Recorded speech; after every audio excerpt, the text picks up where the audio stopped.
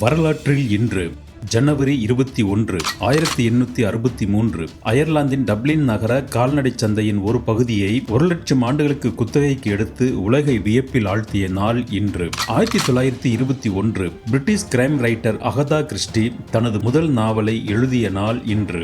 1952 ஜவஹர்லால் நேருவின் காங்கிரஸ் கட்சி இந்தியாவில் பொதுத் தேர்தலில் அமோக வெற்றி பெற்று ஆட்சியை கைப்பற்றிய நாள் இன்று. 1972 அசாமின் வடகிழக்கு எல்லைப்புற ஏஜென்சி அருணாச்சல பிரதேசத்தின் யூனியன் பிரதேசமாக மாறிய நாள் இன்று.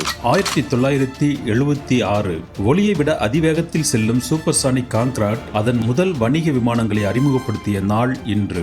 1979 நெப்டியூன் கோள் சூரிய குடும்பத்தின் வெளிப்புற கோளாக மாறிய நாள் இன்று. 1988 30,000 அமெரிக்க வியட்நாம் குழந்தைகளின் குடியேற்றத்தை அமெரிக்கா ஏற்றுக்கொண்ட நாள் இன்று. 2008 இந்தியா இஸ்ரேலின் உளவு செயற்கைக்கோளை வெற்றிகரமாக விண்ணில் செலுத்தி துருவ சுற்றுப்பாதையில் நிலைநிறுத்திய நாள் இன்று. 2017 டொனால்ட் டிரம்பிற்கு எதிரான மகளிர் அணிவகுப்பில் உலகம் முழுவதும் 20 லட்சத்துக்கும் அதிகமான மக்கள் கலந்து கொண்டு எதிர்ப்பு தெரிவித்த நாள் இன்று.